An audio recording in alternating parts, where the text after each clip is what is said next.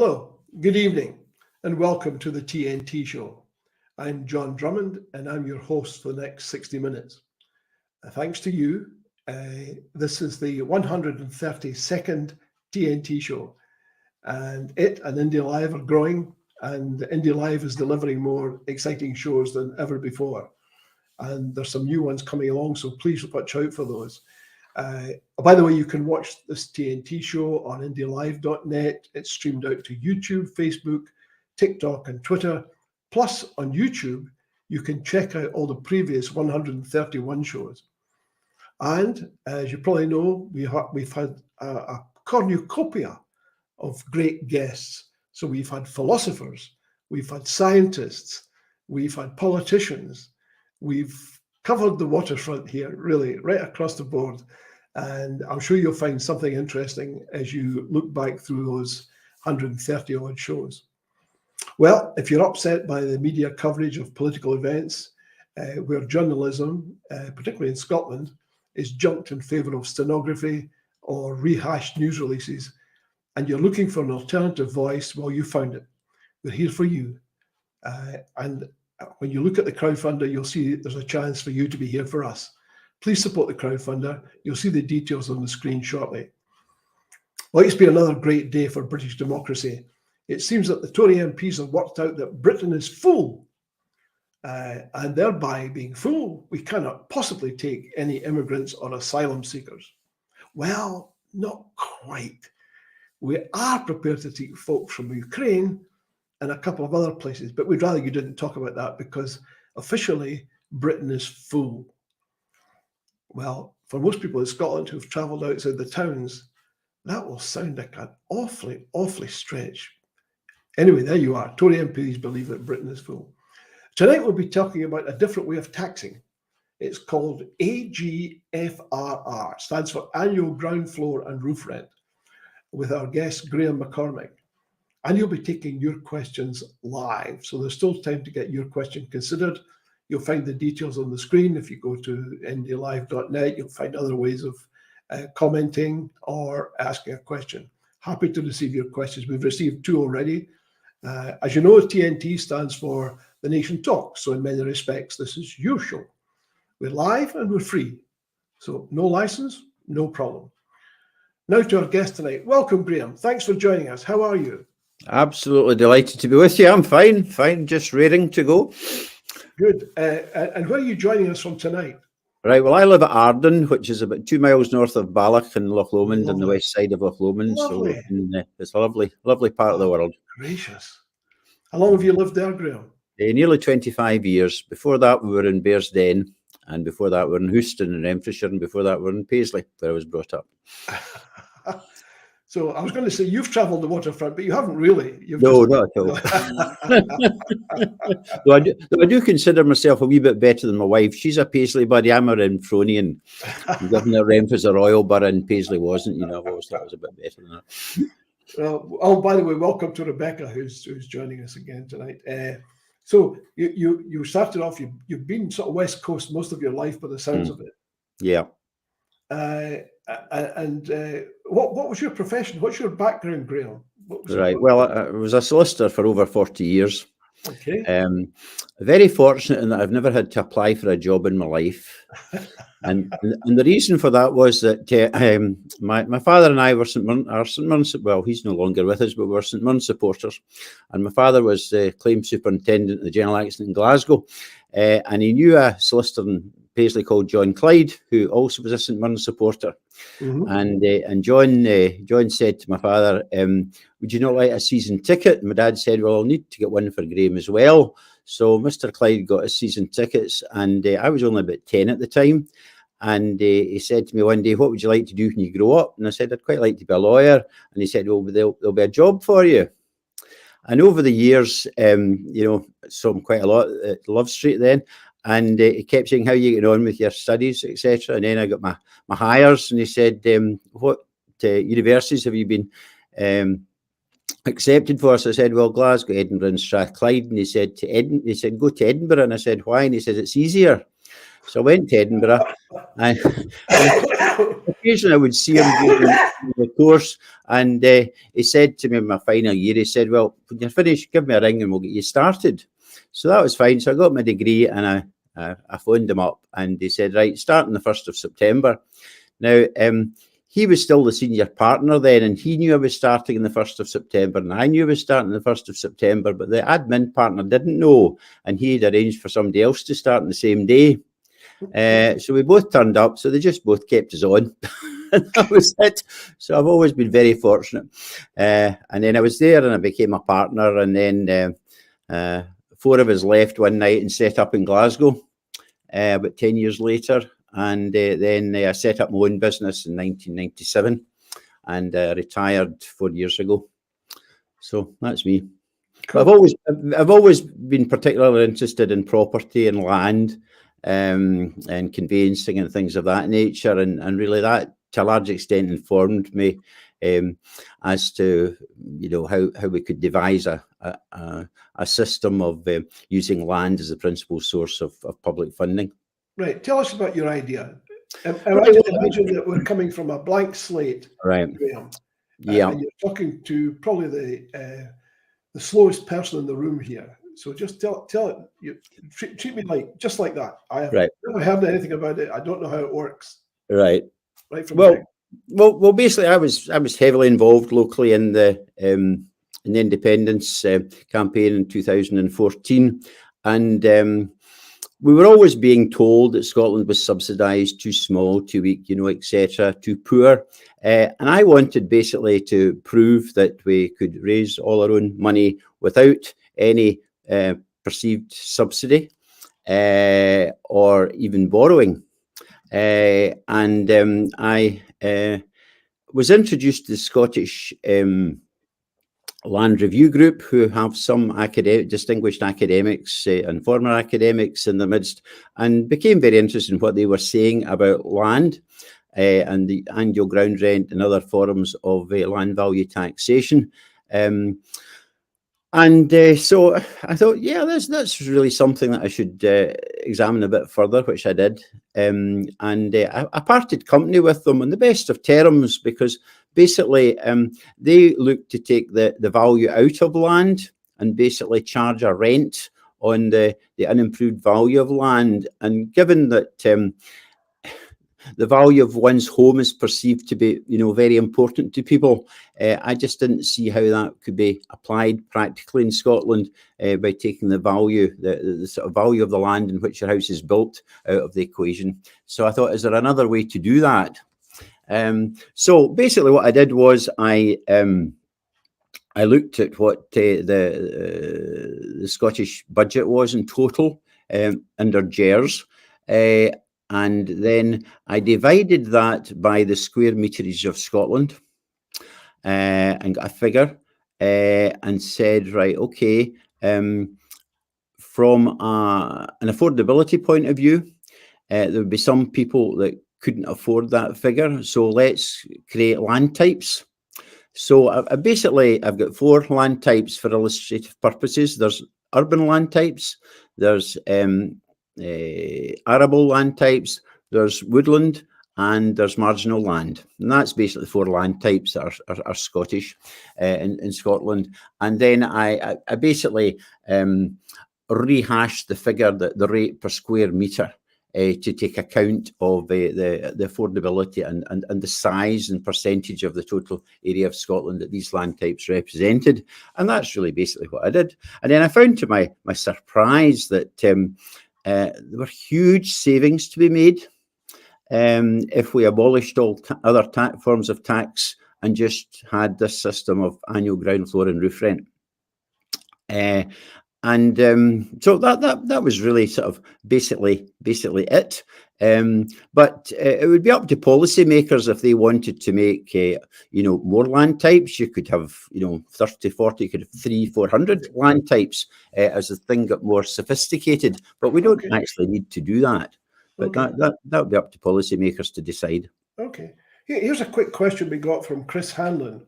Mm-hmm. I know Chris well. Chris is asking if you're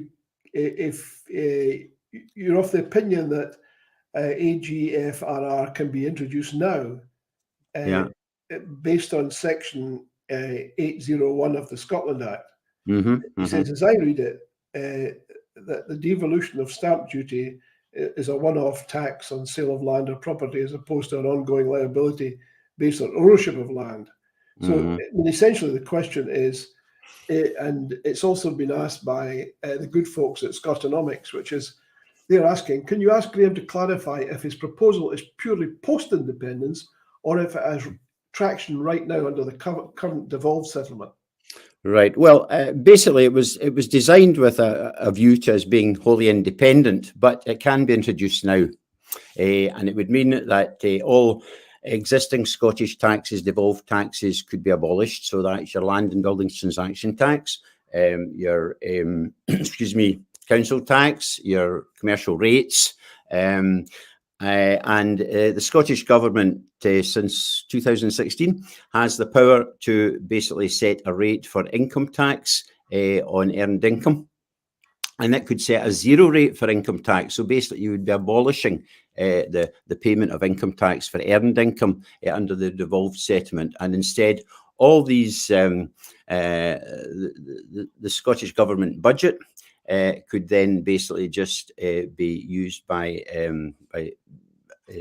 using a factor for annual ground floor and roof rent. Now, the position is that the Scottish Government used the power in the devolved taxes to create land and buildings transaction tax, which is basically the Scottish equivalent of stamp duty land tax in the UK. But the actual Act of Parliament does not say that you can only create one form of land tax. You know, you could have several forms of land tax using the narrative of the Act. Now, basically, it doesn't actually say, it's actually been very, very cleverly worded, and I don't know if it was cleverly worded by design or whoever was drafting it, presumably in the UK government, but it doesn't actually talk about necessarily purchasing. It talks about the acquisition of an interest. Now, under Scots law, the acquisition of an interest covers various things. It covers purchase, but it would also cover the situation, for example, where a local authority serves a statutory notice on the owner of a property, maybe because there's a repairs required because the building's dangerous, or, for example, where an elderly owner has to go into care and the local authority wants to use part of the value of that property in order to meet the costs of the care. Also, you can acquire an interest. A mortgage lender acquires an interest when they give you a mortgage. There's all sorts of things. And indeed, the Scottish Government and local authorities require an interest just now when they set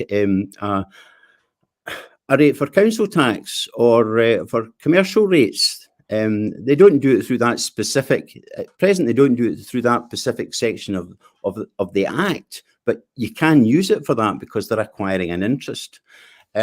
So the way that my system would work is that every year there would be a Finance Act, and that Finance Act would determine what the rates for, for the different land types of annual ground rent or AGFRR.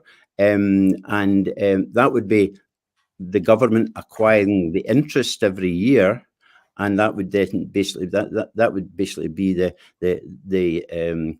legal right in which to impose the actual AGFRR every year, just as happens just now. I mean, today in Parliament, after the Chancellor spoke, the Speaker of the House of Commons had asked the Chancellor to make formal moves on certain things, and one of the things was to have the power to impose tax and empower him to impose income tax.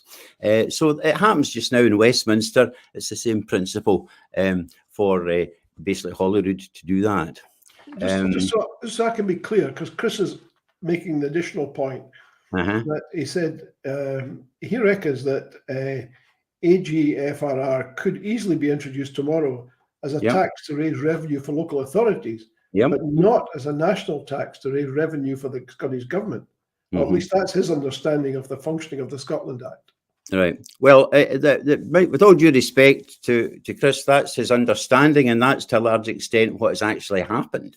But basically, the Scottish Government, their advisors or their SPADs or whoever gives them advice in these things really hasn't sort of thought it through from the wording, from what the actual legal definition of the words, because basically the Act is very, very short in definitions. Yeah. It doesn't, as I say, it doesn't define what an interest is or an acquisition of an interest. Pardon? Just a matter of interest.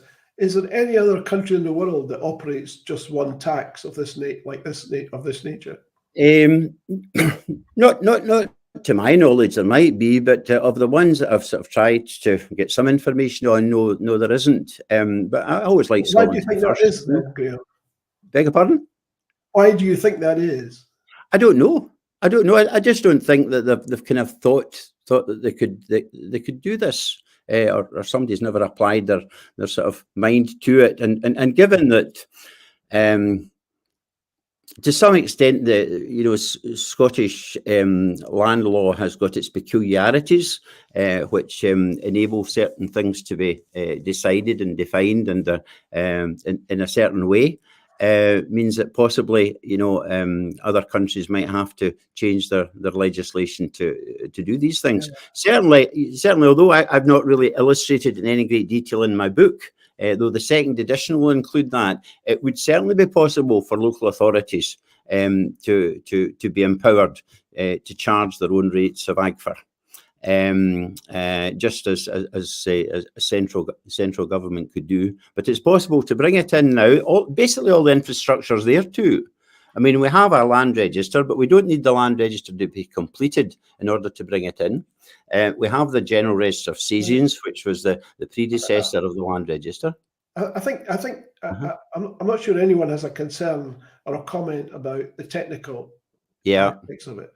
Their concern is. Well, there's a range of concerns. One is a concern that, for example, one question that's just been asked is that how would the introduction affect those who do not pay income tax at present? Right. Well, of course, they wouldn't. The way that I've set it up and in my illustration, it would be the responsibility of the owner of property to register for AGFRR and to pay the AGFRR to Revenue Scotland. But the owner of property would be entitled to recover the AGFRR levied on the property from, say, for example, tenants. Otherwise, tenants wouldn't be contributing anything to the Scottish, basically the Scottish national funding.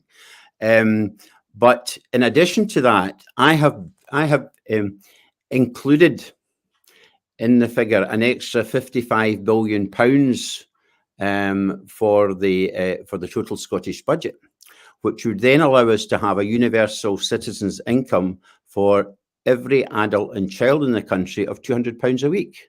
Right.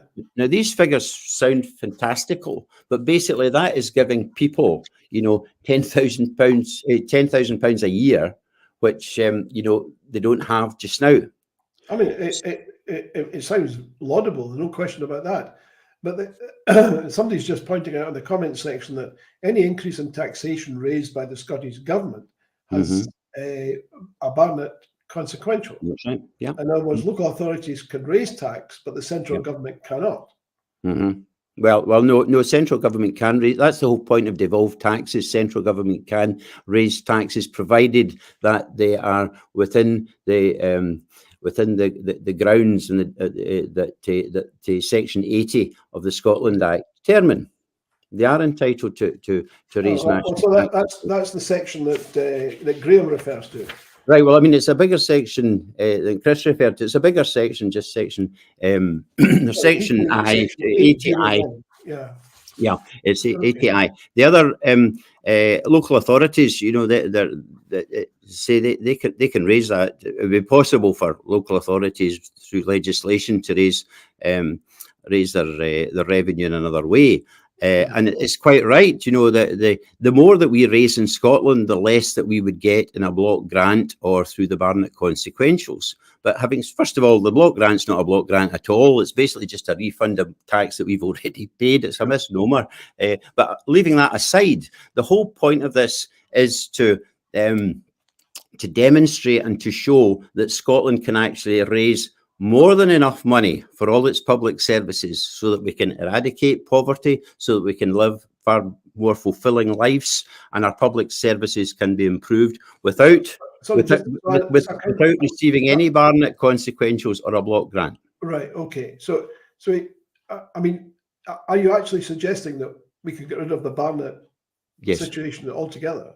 Yes. Oh. And that's the whole point of that's the whole point of the discussions and the agreements which there have been when there have been amendments to the Scotland Act, because the whole part of it is the more that Scotland raises itself, the less the reduction there is in the block grant. Now, for example, I think it's about 17 billion pounds is raised in Scotland in income tax, and that goes to HMRC, but it's actually the Scottish Government determines what the rate's going to be. Okay. So obviously that's 17, if we were setting a zero rate for income tax, then obviously that 17 billion wouldn't be going to HMRC. So that's already a reduction. So basically the amount that the UK government or HMRC would be receiving from Scotland would be reduced anyway. The other thing to be said is that under this system, and what I'm working on just now, it would appear that most local authorities could probably self-fund, that they wouldn't need grants, support grants and things like that from the Scottish Government. So if they were doing that directly, again, that would mean that the so-called block grant that the Scottish Government gets just now from HMRC would not be, to a large measure, required anyway, because the local authorities would be raising, instead of, 15% or something like that of their revenue, they would be raising more or less 100% of it. So again, that would reduce the block grant, because the money would be going directly to the local authorities. Here's a different question, Graeme. Yeah. I take it you're familiar with modern monetary theory. People have said that in an independent Scotland, with its own currency, tax wouldn't fund public services. That's the taxes don't fund the UK government's spend. No. In fact, the role of tax in an economy is to incentivize certain actions. It's not to raise money, because the money can be raised simply by printing it, I guess. Yeah. And the contention here is that without the ability to move taxes up and down, you lose the power to incentivize people. Because you have no means of doing that, because what you're describing is, everyone agrees that taxing land is a great idea, Graeme. I haven't spoken to anyone yet who said taxing land isn't a great idea, but using it to replace all taxes, some people feel just would not work, because you would lose that ability to incentivize. Well, there are different ways that you incentivize people, and there are different. Let's take the UK tax system. It's probably one of the most complicated tax systems in the world, and as a result of that,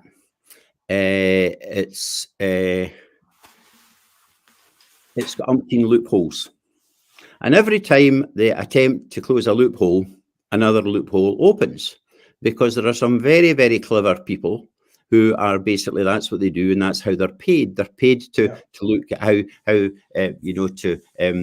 avoid tax. So you've got a whole profession of accountants, tax advisors, and you've also got people who are employed by the state, whose interest is to retain a complicated tax system.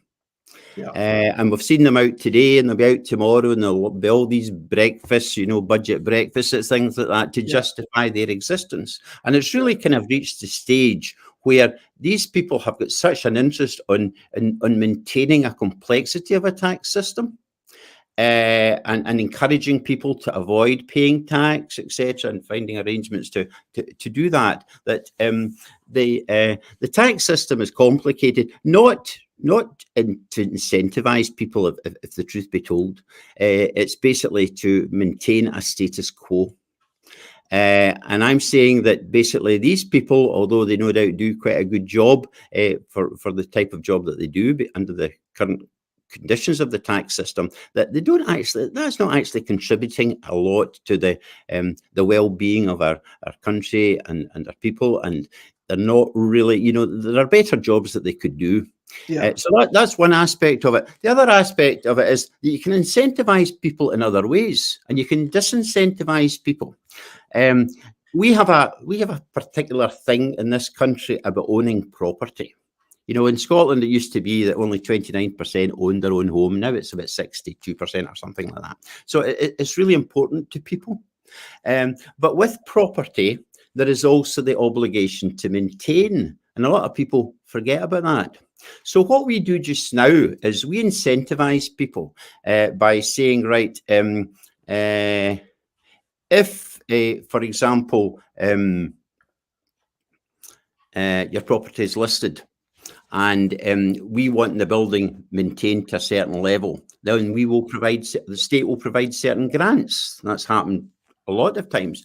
Instead of saying to people, you're not looking after your property, so basically, we're not going to give you a grant to maintain it because that's your own responsibility. So it's changing the culture of ownership. Yeah. And if you take it to the extent of these community buyouts that we have of estates, now basically what happens there is that the owners of these big landed estates, they only sell it to communities because it's in their interest to do so. They don't actually want they don't want the estate, or whatever it is, but they're actually subsidised by the public purse, because the public purse contributes quite significant amount of money to the community to buy the estate of the landed owner.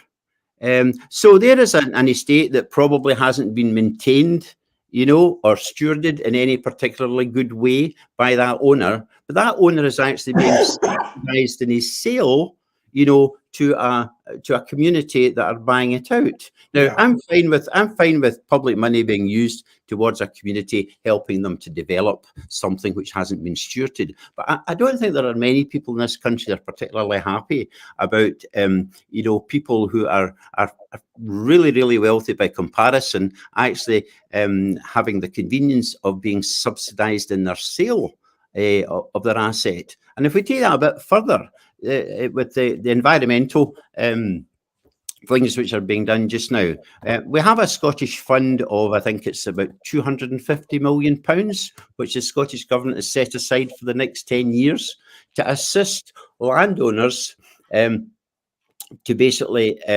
restore their peatlands. Now, applications for that money are available to the 300 richest landowners in Scotland.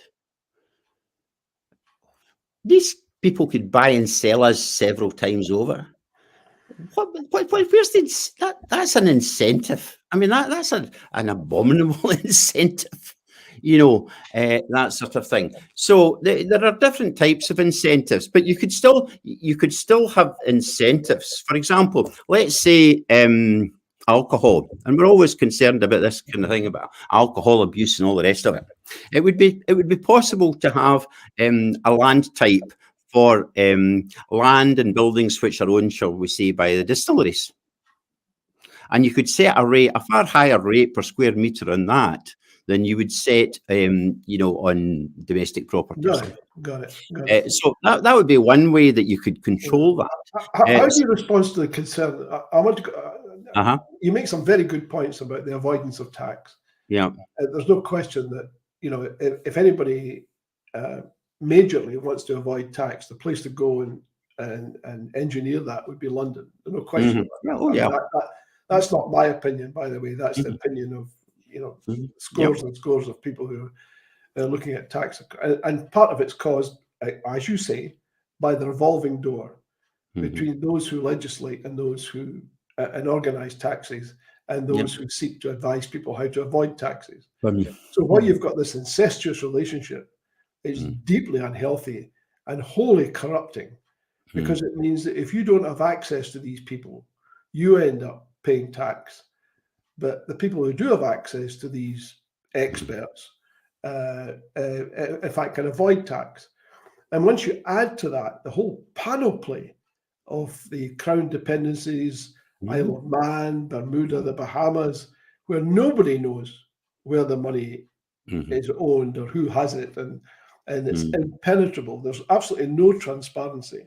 And there's a theory that one of the reasons for Brexit was because the EU planned to change that, to make those arrangements much more transparent.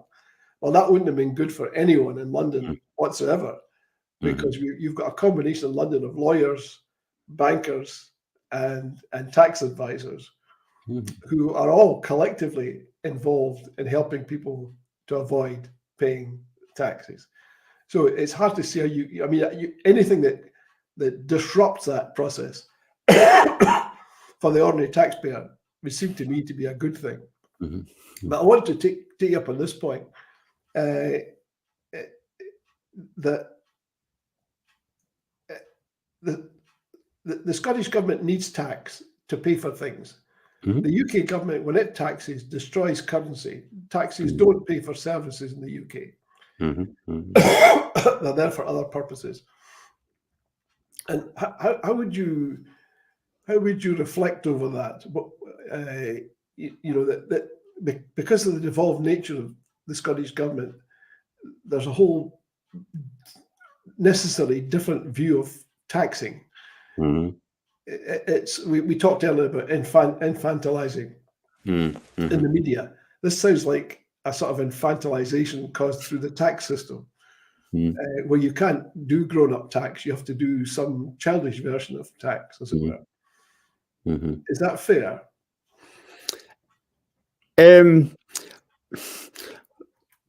Well, my system's just simple. I mean, what I'm proposing is simple. I'm not really too bothered about how people look on, look on tax or look on how it should be used or whatever. I mean, I know about the modern monetary theory. Under my system, there is no need, for example, for government to borrow, whether for capital projects, for investment, or for everyday costs. That's built into the figures. What I'm saying here is that we've got the money, so we use it. This is a way of using it. It goes in. There's an element of, well, it's certain because the Scottish government would know every month exactly how much money it was receiving. Because you can't avoid this tax. You can't avoid AGFRR. You can avoid all the other taxes. There are ways of avoiding tax, and there are ways of evading the other tax. You can't even evade this tax, because I built into the system that if the owner of land does not register for it, then after a period of time, whether it's 1 year, 2 years, 3 years, or whatever, if they've not registered, not paid for it, then basically the Scottish government would be empowered to repossess that land and the property on it. So it doesn't matter where the owner of that property is. The responsibility is on them to register and pay the tax. And if they don't pay it or they don't bother to register for it, then basically they lose the property. So you cannot avoid paying it. Got it. Some people would say it introduces a degree of brittleness into the tax system, though, because you've only got one source of tax.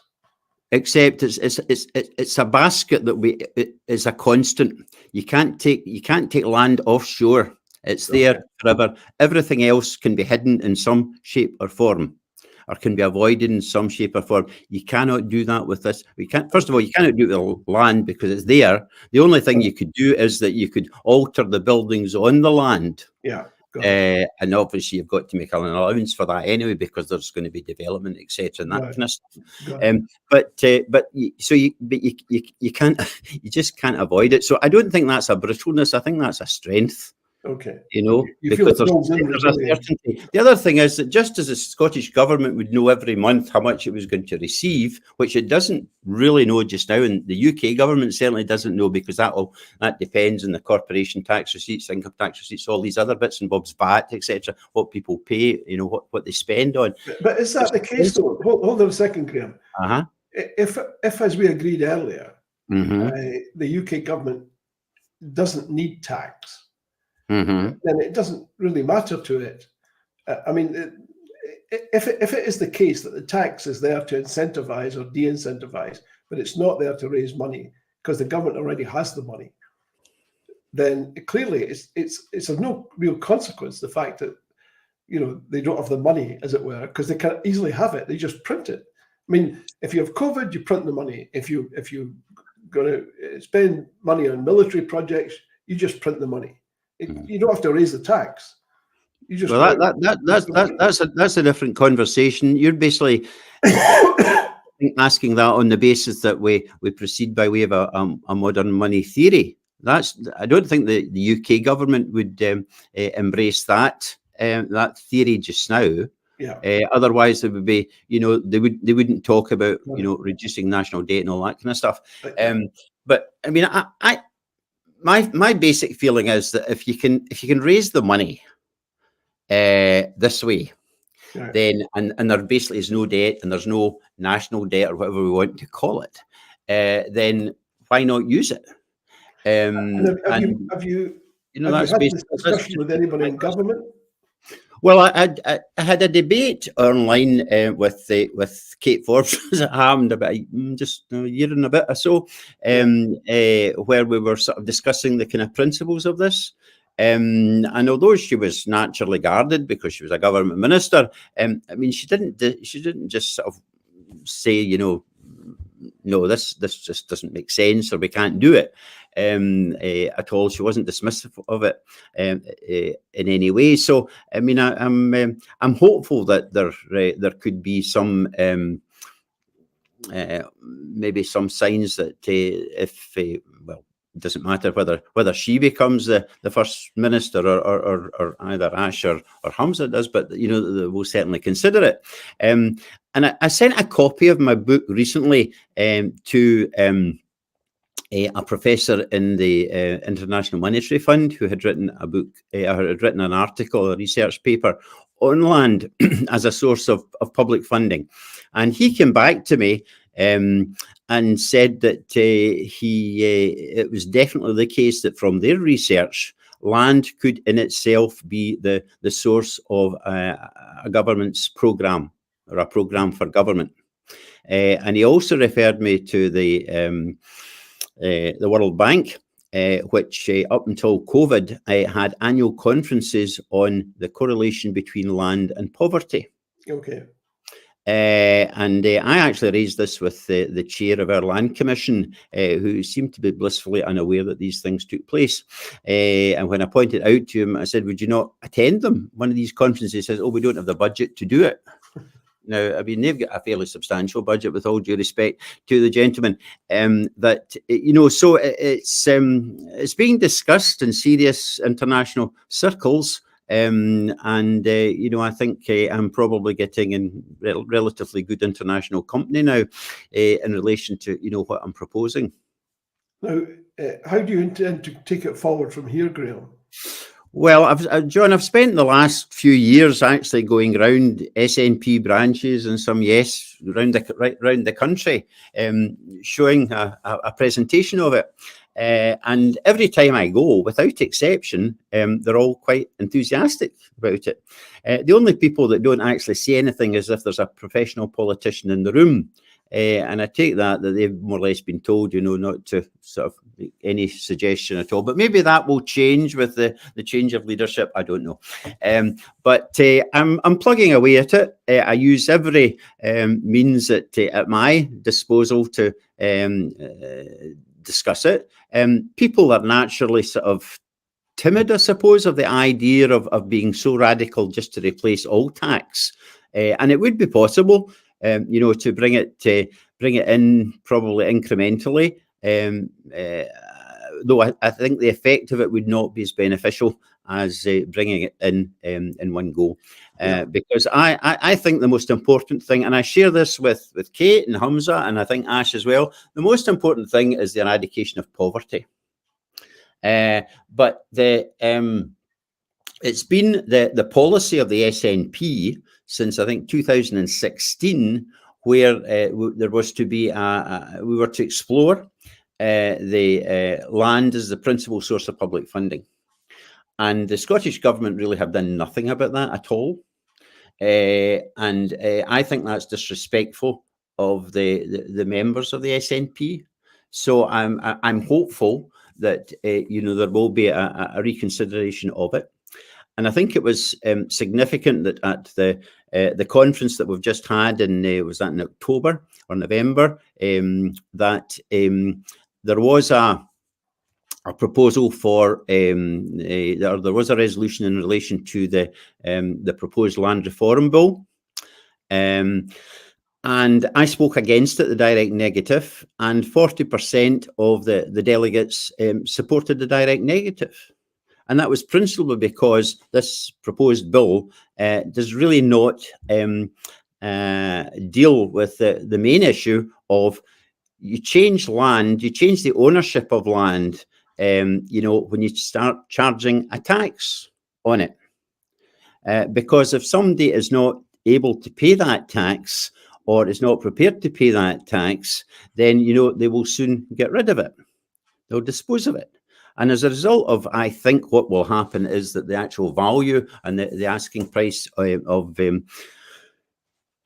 these areas which are vacant and dilapidated will come down, that, there will be quite a considerable change in the ownership. And that's I suppose that's shows the disincentive of owning property if you don't maintain it and look after it and, use it productively. But what is a bit unique about my proposal isn't just for privately owned land and property, it's also for publicly owned land and property. Because one of the things that the Land Commission did actually find out was that roughly about 60% of all vacant and dilapidated land and property in urban Scotland is owned by the public sector. So they've been sitting on land and property for generations doing nothing with it because there's no financial penalty in them doing nothing with it. And as a result of that, there's whole communities that have been denied land where their other houses could have been built, a better environment to live. The townscapes would be far better because there wouldn't be the gap sites that we have virtually in every town and city in this country. Yeah. So the economic boost and the dynamic of bringing something like this in very quickly would be huge, because you would have people that would be prepared to acquire a bit of land or whatever to develop it. You could buy a bit of land and develop it, and even rent it out for a whole load of different things, even temporarily, as long as it covered the cost of the AGFRR until you were ready to sort of do something permanently with it. So, there's it would be a huge economic boost to the country. The one thing that would probably have to be done is that our planning departments would have to be scaled up, because they would be handling a lot more applications than probably they're handling now. But again, that's probably not a bad thing, because I think that probably the planning departments are actually needing to recruit far more people to handle cases, so that they are dealt with in an efficient way. But the planning system would still exist. and it's not just that you can buy something and put up anything you like. Sure. There would still be the planning, building control, and all the other things, hoops that you've got to go through in order to do a development. Right. Graeme, how do people get a copy of your book? Well, my first edition, as I say, I'm actually started writing the second edition. So the first edition is I'm just the ones that are left. I'm happy to distribute for nothing. In fact, what I'll do is I've got a PDF of the book, which I was planning just to put online, and so people would be able just to read it online without needing to buy a copy. But basically, the principles in the new edition are going to be the same as the old edition, except I'm going to expand it a bit more to explain the issue of the right to levy it in terms of if somebody wants to get that PDF, how do they do that? Right. Well, there's a website, annualgroundrent.scot, and I'll put it up on there. Okay. And they can access it that way. And I'll put it on my own Facebook page as well. Kevin, maybe you could post that address. What is it? Annual grant rent? Annualgroundrent.scot. .scot. Cool. Yeah. Okay. On there, and they can have it. And see, I'm delighted to go and speak to any group and present it to any group, or if they want to do it over a Zoom meeting or whatever, I'm more than happy to do that as well. I cover all my own costs. I don't expect any expenses or anything like that. I'm more than delighted to cover these costs. And it's basically just to get people discussing it. Yeah. And it's one that, if we look at the big independence debate just now, and what's missing here is that we have probably about 15 to 20% of our population who are probably sympathetic towards the idea of independence, but they will make their judgment on a basis of risk, personal risk, financial risk. And they want to know that their lifestyle is not going to be materially adversely affected by either the first few years of independence or indeed the run up to it. Now, people in Scotland generally, I think it's fair to say, are not ready for a unilateral declaration of independence. And the reason for that is that they don't want their lifestyle adversely affected. We live in a welfare state. That's one reason, Graeme. That's one reason. Yeah, that's one reason. The compelling reason is that if your new state is not recognised internationally, you're in a bit of bother, frankly. Well, indeed, that's right. Albeit, I think that the most important thing is that we have probably about 50% of our population are dependent on public funds in some shape for their major income. You have state pensions, and also for people who are employed either in the public sector or they contract with the public sector. So they've got to know that they're going to be paid. They're going to have to know that they're getting their money every month or whenever it is on there. With this system just now that I'm proposing, the Scottish government could basically take control of our public funding, because they could gather the funds. The funds would go direct to Revenue Scotland. It wouldn't go anywhere near HMRC.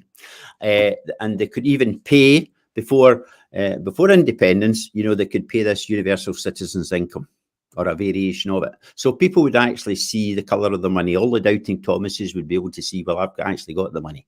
I can feel the money on that. So that would give people a confidence. So that if we were going to be prosecuting the next UK general election on the basis that a vote for the SNP or a vote for the SNP and anyone else for that matter who's supporting independence means that we will, if we have a majority, we will then sue for independence.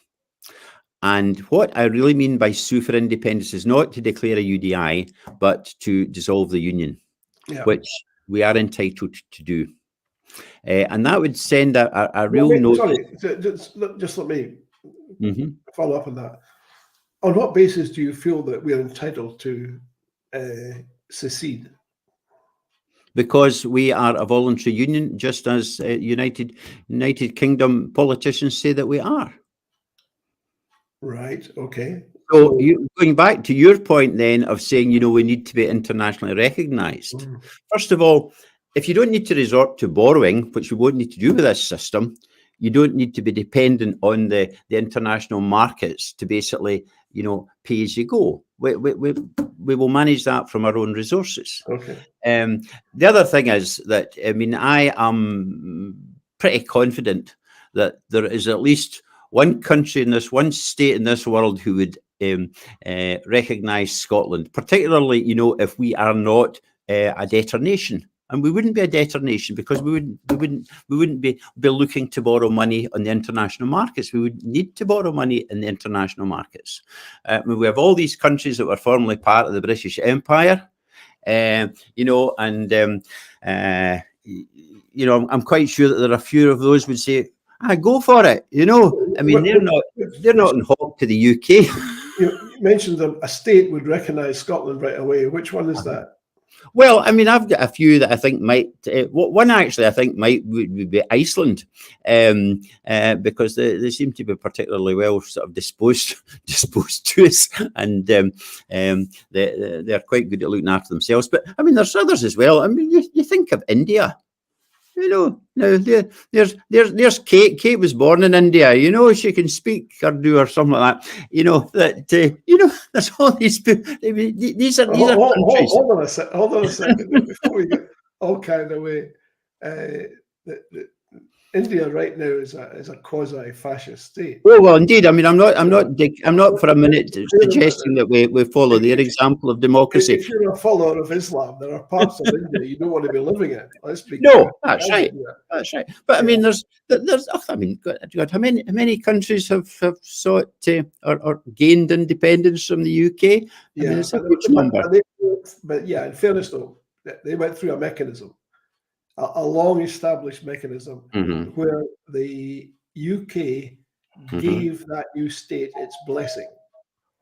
Yes. That alters everything, because that means the international community can, with clear conscience, say, yes, they recognise you and we recognise you. But they were colonies. We're not a colony. Despite what some people might say, we're not a colony. Yeah. Maybe people in Canada and Australia might object to that. Well, they were colonies, then they became dominions, but they were. But at the end of the day, they went through a process, a well-established process, which was relatively straightforward. They produced their own constitutions well in advance, so everyone knew what they stood for and what they would not stand for. We're not in that position. We're blundering about undergrowth. Well, we have a draft constitution. We have a draft constitution approved. We have a draft constitution available to get us over the line. I was part of a group that was considering it recently. So that's these things. Most of the infrastructure of us as a state is there. Yeah. And it's one of these things. Sometimes you've got to take a risk. I agree. I'm being devil's advocate here. No, I appreciate that, but the point is that there's no UK government which is going to give us the right to hold a referendum because they're scared we're going to win it. So the only thing you can do is basically say, right, okay, we're a voluntary union. You say we're a voluntary union. Taking that as read, Graeme. Because we don't have much time left. Yeah. I'd just like to exercise that a little bit, if we may. Of the three candidates that you've seen, which, if any, would be prepared to pursue the line of action that you just proposed in terms of secession? I don't know, to be quite honest with you. Now, some people might say Ash would be the one nearest to this line, but what's missing with Ash one is the very thing I've been talking about, is that, it's control of the public funds. We've got to have control of the public funds first, because if you can control the public funds, then you can basically control the debate. And that's the bit that's missing from hers. But it's the same. I mean, Kate is saying that we've got to build up support for independence. That's what I'm saying too. And I'm saying, like, let's buy it. Let's use the ability to raise the funds and say to people, you can have £200 every week in your pocket, that you're not getting. And, if the UK government turn around and say, well, we're going to amend the Scotland Act so you can't do that. Can you imagine the outrage, the absolute outrage? I mean, people would be desperate for us to dissolve the union because it's actually hitting their pockets. It's a much more important thing, if I may say, with all due respect, to challenge the UK government on because it's affecting all of us, rather than the GRA thing, which is very, very important. And I mean, I support the GRA legislation, but it affects all of us because it's what we live on. And it's so that's the whole point of this. So going back to your question, I don't know whether Ash or Kate or Hamza will support it, but if we're really serious about independence,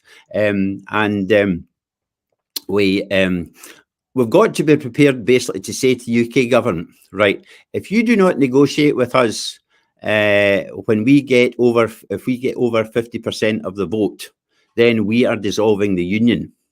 And we've got to be prepared to take it to that level if necessary. Hopefully, this is a bargaining technique against the UK government, so that it will bring them to the negotiating table.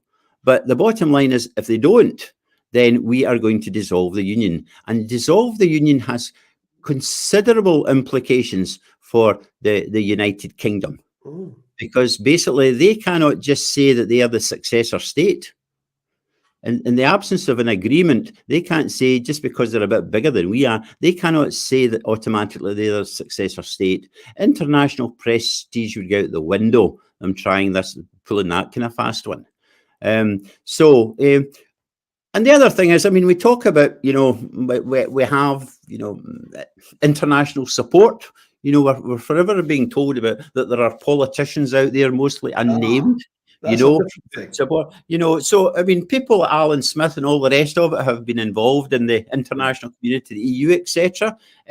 They would actually then have to, turn these friendships, etc., into let's seeing what the support is.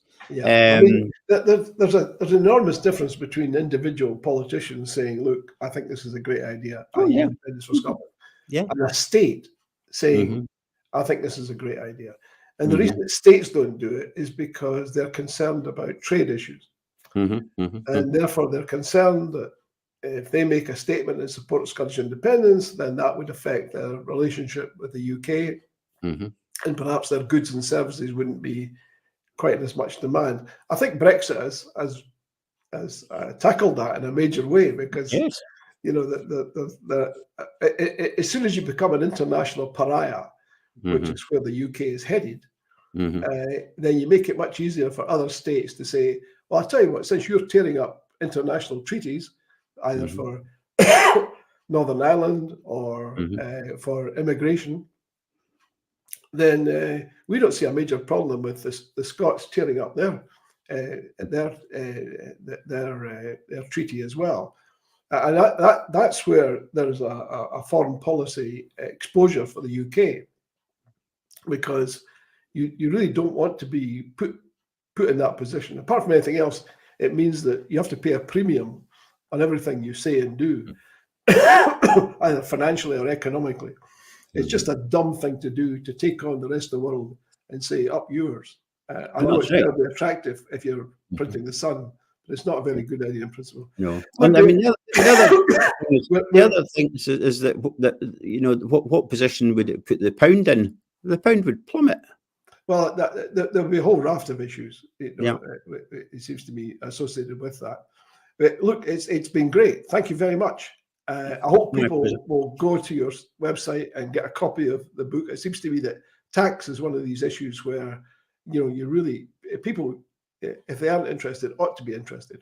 Can I make a suggestion?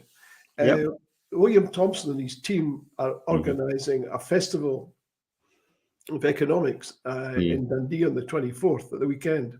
It might be useful to pop along and touch base with William or Karen Van Sweden or both, because I think they'd be interested in following up on some of the things you've been saying. Yeah. Sorry, I do apologise. I got a negative reading for COVID yesterday for the first time in 2 weeks. So I'm still in my recovery phase, and I do apologise for the funny voice and all the rest of that good stuff. Look, Graeme, it's been great. Thank you. Appreciate it a great deal. And I'm just going to make a few concluding remarks, and perhaps we can have a quick chat once we go off air. Huh? Yes, delighted. Thanks very much indeed. Okay. Yeah. What I'd like to say is just in wrapping things up that it's been a hugely interesting session. I hope you agree with me. A big thank you to Graeme, and a big thank you to all of you for watching us tonight. As you've probably gathered, we've got a formidable list of guests for future shows. So check us out on indialive.net. Oh, and by the way, look out for next week. We've got Stuart Ward, who's the editor of the Sunday National. So if you want to know how the Sunday National operates, and as you know, I have a column on the Sunday National, so maybe we should do the whole show and run the column thereafter. So look out for Stuart next week. It'll be a very interesting session. And as always, look out for my column on the Sunday National this weekend. You'll find it in the 7-day supplement. And to all of you, thanks for joining us. Stay safe, take care, and please, please don't forget the crowdfunder. Good night. Good night.